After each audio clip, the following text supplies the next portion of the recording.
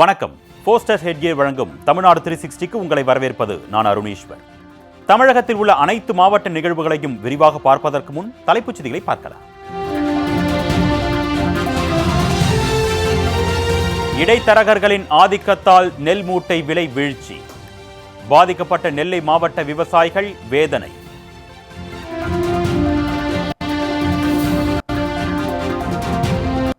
கொடைக்கானல் மலைப்பகுதியில் நெகிழி பொருட்கள் மற்றும் சிறிய அளவிலான தண்ணீர் பாட்டில்கள் கொண்டு செல்ல தடை. மீறினால் உரிமம் ரத்து செய்யப்படும் என்று மாவட்ட ஆட்சியர் எச்சரிக்கை. தஞ்சையில் ரேஷன் கடைகளில் தரமற்ற பொருட்கள் வழங்கப்படுவதாக எழுந்த புகார். பேரூராட்சி பெருந்தலைவர் நேரில் ஆய்வு மேற்கொண்டு தரமான பொருட்கள் வழங்க உத்தரவு. திருத்துறைப்பூண்டி ரயில் நிலையத்தில் 4 நாட்களாக காத்திருந்த நெல் மூட்டைகள். லாரி உரிமையாளர்களின் போராட்டத்தால் ரயில் மூலம் தூத்துக்குடிக்கு அனுப்பி வைப்பு.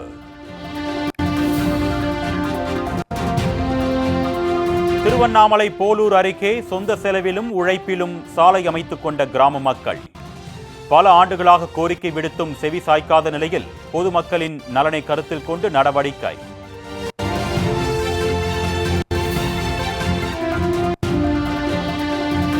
நெல்லை மாவட்டத்தில் உள்ள பெரும்பாலான அரசு பள்ளிகளின் நிலை என்ன?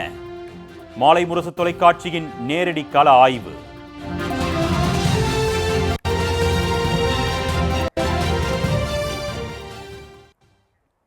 இனி விரிவான செய்திகளை பார்க்கலாம். சேரன் மகாதேவி சுற்றுவட்டார பகுதிகளில் இடைத்தரகர்களின் ஆதிக்கத்தால் நெல் விலை வீழ்ச்சியடைந்திருப்பதாக விவசாயிகள் வேதனை தெரிவிக்கின்றனர். திருநெல்வேலி மாவட்டத்தில் கனடியன் கால்வாய் மூலம் சேரன் மகாதேவி அம்பாசமுத்திரம் தாலுகாவில் சுமார் 13,000 ஏக்கர் விளைநிலங்கள் பாசன வசதி பெற்று வருகின்றன. இதில் தற்பொழுது நடைபெற்று வரும் பிசான சாகுபடியில் நெல் மற்றும் வாழை பயிரிடப்பட்டுள்ளது. இந்நிலையில் தற்பொழுது அறுவடை பணிகள் நடைபெற்று வரும் நிலையில் இடைத்தரகர்களின் ஆதிக்கத்தால் நெல் விலை வீழ்ச்சியடைந்திருப்பதாக விவசாயிகள் கவலை தெரிவிக்கின்றனர். ஏக்கர் ஒன்றுக்கு 20,000 ரூபாய் வரை செலவு ஆகியுள்ள நிலையில் கடந்த 10 தினங்களுக்கு முன் ஒரு மூட்டை நெல் 1,600 ரூபாய்க்கு கொள்முதல் செய்யப்பட்ட நிலையில் தற்பொழுது மூடைக்கு 200 ரூபாய் வரை குறைக்கப்பட்டு தற்பொழுது ஒரு மூடை நெல் 1,400 ரூபாய்க்கு வியாபாரிகள் கொள்முதல் செய்வதாக விவசாயிகள் புகார் தெரிவிக்கின்றனர். எனவே சம்பந்தப்பட்ட அதிகாரிகள் தலையிட்டு விவசாயிகள் துயர் துடைக்க வேண்டும் என்று விவசாயிகள் கோரிக்கை வைத்துள்ளனர்.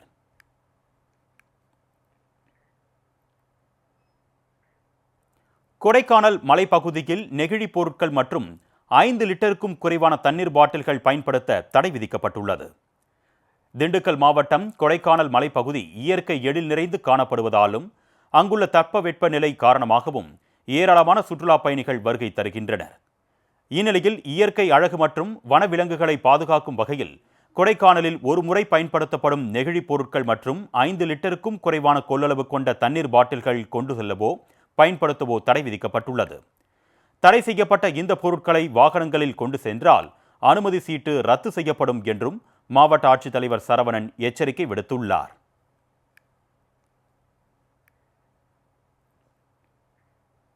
தஞ்சையில் ரேஷன் கடைகளில் தரமற்ற அரிசி வழங்கப்படுவதாக எழுந்த புகாரை அடுத்து பேரூராட்சி பெருந்தலைவர் நேரில் ஆய்வு மேற்கொண்டார். தஞ்சை மாவட்டம் திருவிடைமருதூர் வட்டம் ஆடுதுறை பேரூராட்சி பகுதியில் செயல்பட்டு வரும் ரேஷன் கடைகளில் பூச்சு புழுக்களுடன் கூடிய தரமற்ற அரிசி மற்றும் பருப்புகள் வழங்கப்படுவதாக புகார் எழுந்தது. இதனைத் தொடர்ந்து பேரூராட்சி பெருந்தலைவர் ஸ்டாலின், செயல் அலுவலர் ராமபிரசாத் மற்றும் கவுன்சிலர்கள் ரேஷன் கடைகளில் நேரில் ஆய்வு மேற்கொண்டனர். ஆய்வில் அரிசி பருப்புகளில் புழு பூச்சிகள் இருப்பது தெரிய வந்தது. இதனையடுத்து தரமற்ற பொருட்களை அப்புறப்படுத்திவிட்டு தரமான அரிசி பருப்புகளை பொதுமக்களுக்கு வழங்க வேண்டும் என்று அதிகாரிகள் அறிவுறுத்தினர்.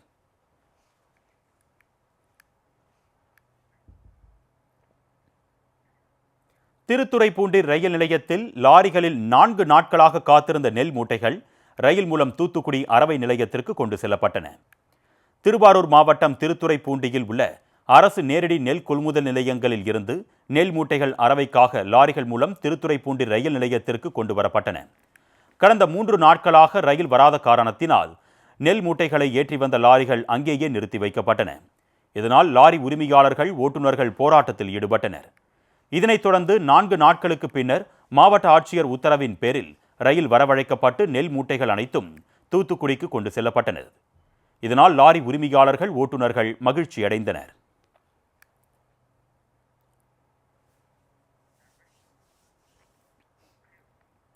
போலூர் அருகே அரசு சார்பில் சாலை அமைத்து தரப்படாததால் பொதுமக்களே தங்கள் சொந்த செலவு மற்றும் உழைப்பில் சாலை அமைத்துக் கொண்ட சம்பவம் அனைவரையும் வியப்பில் ஆழ்த்தியுள்ளது. திருவண்ணாமலை மாவட்டம் போலூர் அருகே உள்ள செங்குணம் கிராமத்தில் மாதா கோவில் பகுதியில் உள்ள குடியிருப்பு அமைந்துள்ளது. இங்கு 50க்கும் மேற்பட்ட மக்கள் வசித்து வருகின்றனர். இவர்கள் பல தலைமுறையாக அங்கு வசித்து வரும் நிலையில் தரமான சாலை இல்லாததால் கடும் அவதிக்குள்ளாகி வந்தனர். கரடு முரடான பாதையில் கடந்து வர முடியாமல் முதியோர், கர்ப்பிணி பெண்கள், சிறுவர்கள் கடும் அவதிக்குள்ளாகி வந்தனர். இதனால் தரமான சாலை அமைத்து தர வேண்டும் என்று அப்பகுதி மக்கள் நீண்ட காலமாக கோரிக்கை விடுத்து வந்தனர். ஆனால் இவர்களின் கோரிக்கை அரசு அதிகாரிகளின் செவிகளை சென்று சேராத நிலையில் பல ஆண்டுகளாக காத்திருந்த கிராம மக்கள் தாங்களாகவே நிதி திரட்டி சொந்த செலவிலும் சொந்த உழைப்பிலும் செம்மண் சாலை அமைத்தனர். இதில் குழந்தைகள் முதல் முதியோர் வரை அனைவரும் தங்களின் பங்களிப்பை வழங்கியது காண்போரை வியப்பில் ஆழ்த்தியது. எங்களுக்கு ரோடு போட சொல்லி எந்த அதிகாரி எதுவுமே கேட்க மாட்டேங்கிறாங்க, என்னான்னு சட்டம் பண்ண மாட்டேங்கிறாங்க. நாங்களும் சொல்லி பார்த்தோம், எங்களால் முடியல, அதிகாரியாலையும் முடியல. அதனால நாங்களாக சொந்தமாக காசு வச்சு நாங்களாக மண் கொண்டு வந்து நாங்களாக நெறி வச்சுக்கிறோம். சார், நீங்கள் வந்து சிமெண்ட் ரோடு போட முடியுமா? முடியாதா? அதிகாரிங்க சொல்லிடுங்க. அதுவும் முடியலன்னா நாங்களே போட்டுக்கிறோம். அதுக்கு எதுக்கு அதிகாரி? சொல்லு சார், நீங்கள் வந்து சிமெண்ட் ரோடு போடுங்க. அப்படி இல்லை நாங்கள் போராட்டம் பண்ணுவோம். எங்களுக்கு சிமெண்ட் ரோடு போகணும். நாங்கள் எத்தனை நாளைக்கு தரையில் நடக்குது?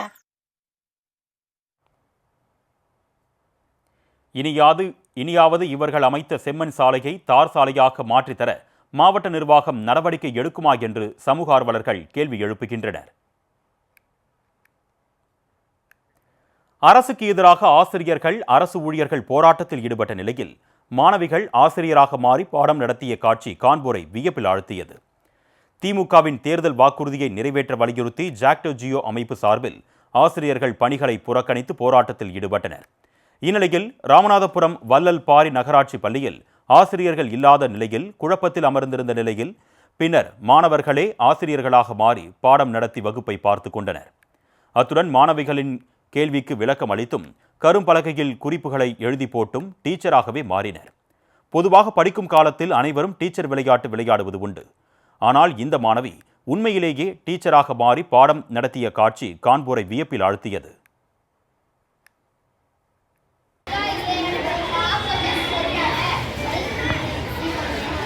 வயர்லெஸ் தான் சார் இருக்குது, ஒரே ஒரு கஸ்டமர் மட்டும்தான். ஆமாம், ஒயர்டில் தான் இருக்குது. ஒரு சில பேருக்கு ரெண்டையுமே வச்சுருக்கோம், ஏதாவது ஃபைபர் கட் ஆனால் மாற்றுற மாதிரி.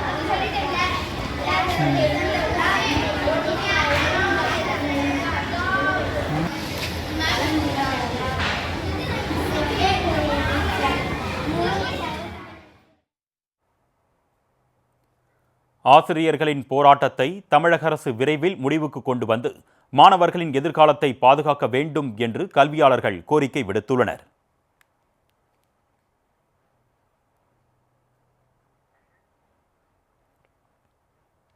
கூடங்குளத்தில் கூட்டு குடிநீர் திட்ட குழாயில் ஏற்பட்ட உடைப்பு காரணமாக குடிநீர் வீணாகி வெளியேறி வருகிறது.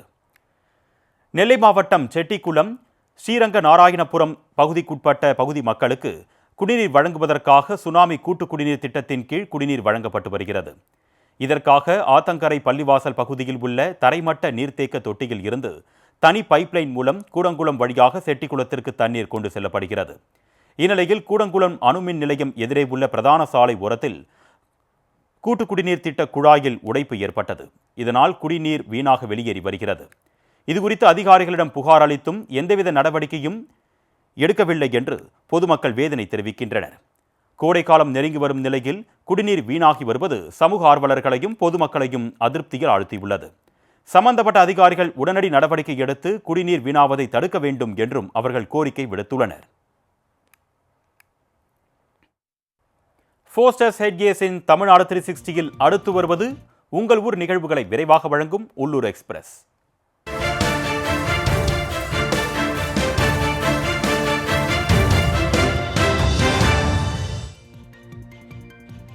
தேனி மாவட்டம் ஆண்டிப்பட்டி அருகே கடமலைக்குண்டு பகுதியில் நடைபெற்ற கோலப் போட்டியில் 1000க்கும் மேற்பட்ட கோலங்களை வரைந்து பெண்கள் அசத்தினர். துணை முதலமைச்சர் உதயநிதி ஸ்டாலின் பிறந்தநாளை முன்னிட்டும் மும்மொழி கொள்கைக்கு எதிர்ப்பு தெரிவித்தும் நடைபெற்ற கோலப் போட்டியில் சுமார் 1 கிலோமீட்டர் தூரத்திற்கு 1100 கோலங்களை வரைந்து பெண்கள் பார்வையாளர்களை அசத்தினர். இந்த மாபெரும் கோலப் போட்டியில் தமிழ் கடவுள்கள், திமுக தலைவர்கள் மற்றும் ஹிந்திக்கு எதிரான வாசகங்களுடன் கண்களை கவரும் வகையில் கோலங்கள் வரையப்பட்டன. இந்நிகழ்ச்சியில் சட்டமன்ற உறுப்பினர்கள் ராமகிருஷ்ணன் மற்றும் மகாராஜன் ஆகியோர் பங்கேற்று முதல் 3 இடங்களை பிடித்தவர்களுக்கு ரொக்க பரிசு மற்றும் ஆறுதல் பரிசுகளை வழங்கினர்.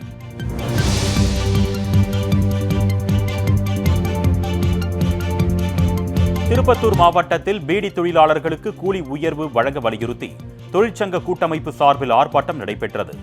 திருப்பத்தூர் வட்டாட்சியர் அலுவலகம் முன்பாக நடைபெற்ற ஆர்ப்பாட்டத்தில் தமிழகத்தில் உள்ள பீடி தொழிலாளர்களின் கூலியை 13 ரூபாய் உயர்த்தியதற்கான அரசாணையை தமிழக அரசு வெளியிட வேண்டும் என்று வலியுறுத்தப்பட்டது. கூலி உயர்வு அரசாணையை வெளியிடாததால் தொழிற்சாலை நிர்வாகம் கூலியை வழங்காமல் நிறுத்தி வைத்திருப்பதாகவும் கூறி ஆர்ப்பாட்டத்தில் ஈடுபட்டனர்.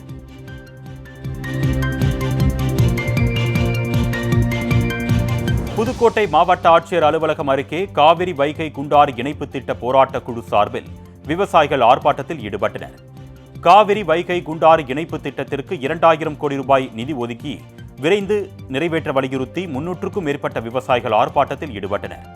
இதன் மூலம் மாவட்டங்களில் விவசாய தேவை, குடிநீர் தேவை, இயற்கை வளங்களை மேம்படுத்துதல், நிலத்தடி நீர் உயர்வு உள்ளிட்ட தேவைகள் பூர்த்தி செய்யப்படும் என்று விவசாயிகள் தெரிவித்தனர்.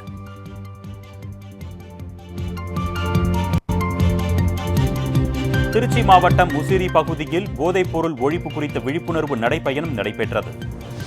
ஜேசிஐ, MIT கல்லூரி மற்றும் தமிழ்நாடு காவல்துறை சார்பாக நடைபெற்ற நடைபயணத்தை முசிறி காவல் நிலைய உதவி ஆய்வாளர் சுஜாதா தொடங்கி வைத்தார். இதில் 100க்கும் மேற்பட்ட மாணவ மாணவியர் பங்கேற்று போதைப் பொருட்களால் ஏற்படும் பாதிப்புகள் குறித்த விழிப்புணர்வு வாசகங்கள் அடங்கிய பதாகைகளை ஏந்தியபடி சென்று பொதுமக்கள் மத்தியில் விழிப்புணர்வை ஏற்படுத்தினர். உடலை கோவிலாக மாற்றும் போதைப்பை உங்கள் செயல் தீர்மானிக்கும்.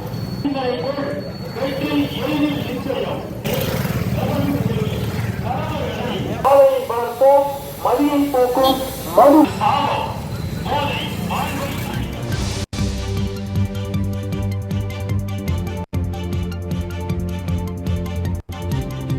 பொள்ளாச்சி அருகே வாங்கிய கடனுக்காக பழங்குடியினத்தைச் சேர்ந்த நபர் 15 ஆண்டுகளாக வேலை செய்து வருவது அதிர்ச்சியை ஏற்படுத்தியுள்ளது. பழங்குடியினத்தைச் சேர்ந்த ரவிசங்கர் என்பவர் தேங்காய் வியாபாரி நித்யானந்த பிரபுவிடம் குடும்ப வறுமை காரணமாக 34,000 ரூபாய் கடன் பெற்றுள்ளார். இதற்காக ரவிசங்கர் தனது குடும்பத்தினருடன் சேர்ந்து நித்யானந்த பிரபுவிடம் வேலை செய்து வருகிறார். தற்பொழுது தானும் தனது குடும்பத்தினரும் கொத்தடிமை போல் வேலை செய்து வருவதாக கூறிய ரவிசங்கர் தங்களை மீட்க கோரி பொள்ளாச்சி சார் ஆட்சியரிடம் மனு அளித்துள்ளார். எங்கள் வீட்டுக்கார் வேலைக்கு போயிட்டு இருந்தா அப்படிங்க, தேங்காய் வேலைக்கு தான் போவோம் அப்படிங்க. ஆனால் அங்கே நாங்கள் 36,000 ரூபா கடன் வாங்கினாங்க. ஆனால் அவங்க இப்போ எப்படிங்கிறாங்கன்னா, நீங்கள் 1,50,000 லட்ச ரூபா கொடுக்கணும், 1,50,000 லட்ச ரூபா கொடுத்தா தான் நான் உன்னை விடுவேன், இல்லைன்னா நீ வந்து அங்கே வேலை செய்யணும், இல்லைன்னா உன்னையே நான் கொன்றுவேன், அடிச்சிருவேன், கைகளெல்லாம் முறிக்குவேன் அப்படின்னு சொல்கிறாங்க. இதான் 2-3 மாதத்துக்கு முன்னாடி அடித்தது என் பிள்ளையே பார்த்துருக்குறாளுங்க. அதனால நான் மனு கொடுக்குறக்கு வந்திருக்கேங்க, இதிலிருந்து வெளியே வரணும் அப்படின்ட்டு.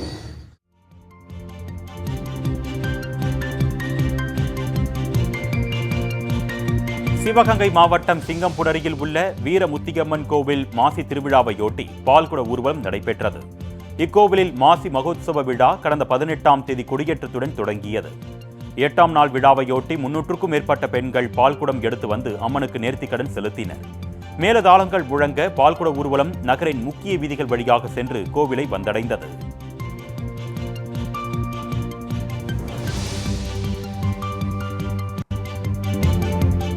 மயிலாடுதுறையில் சமூக நலன் மற்றும் மகளிர் உரிமை தொகை திட்டத்தின் மூலம் பெண்களை காப்போம், பெண் குழந்தைகளை படிக்க வைப்போம் என்கின்ற விழிப்புணர்வு பேரணி நடைபெற்றது. இதனை மாவட்ட ஆட்சியர் மகாபாரதி கொடியசைத்து துவக்கி வைத்தார். சமூக நலத்துறை அதிகாரி சுகிர்தா தேவி தலைமையில் நடைபெற்ற இந்த பேரணியில் காளியாட்டம் நடைபெற்றது. பேரணியில் பெண்களே இருசக்கர வாகனத்தில் கலந்து கொண்டு விழிப்புணர்வு பிரச்சாரம் நடைபெற்றது.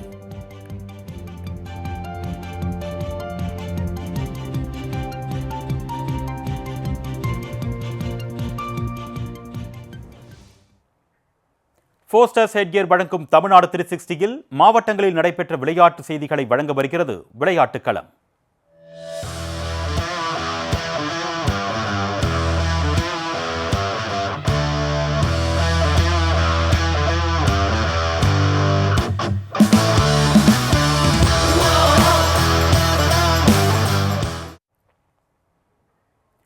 தூத்துக்குடி மாவட்டம் கோவில்பட்டியில் மாவட்ட அளவில் பள்ளி மாணவர்களுக்கான கபாடி போட்டி நடைபெற்றது. தூத்துக்குடி மாவட்ட அளவில் பள்ளி மாணவர்களுக்கான கபாடி போட்டி கோவில்பட்டியில் உள்ள தனியார் கலை மற்றும் அறிவியல் கல்லூரியில் நடைபெற்றது. இதில் பல்வேறு பள்ளிகளைச் சேர்ந்த மாணவர்கள் கலந்து கொண்டனர். போட்டிகளை கல்லூரி தாளாளர் விஜயன், கல்லூரி முதல்வர் அண்ணாமலைசாமி முன்னிலையில் மதுவிலக்கு அமலாக்கப் பிரிவு காவல் ஆய்வாளர் மீகா தொடங்கி வைத்தார்.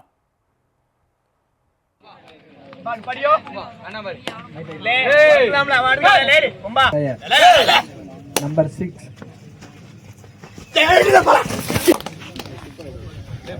Jump king.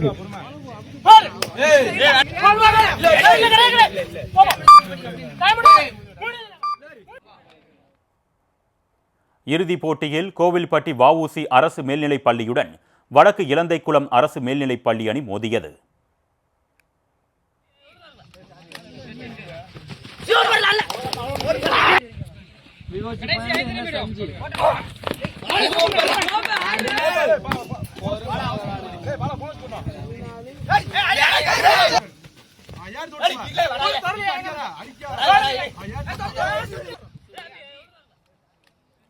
இதில் கோவில்பட்டி வஉசி அரசு மேல்நிலைப் பள்ளி முதலிடத்தையும் வடக்கு இலந்தைக்குளம் அரசு மேல்நிலைப் பள்ளி இரண்டாவது இடத்தையும் பெற்றது. வெற்றி பெற்ற அணியினருக்கு பரிசுகளோடு பாராட்டுகளும் கிடைத்தன.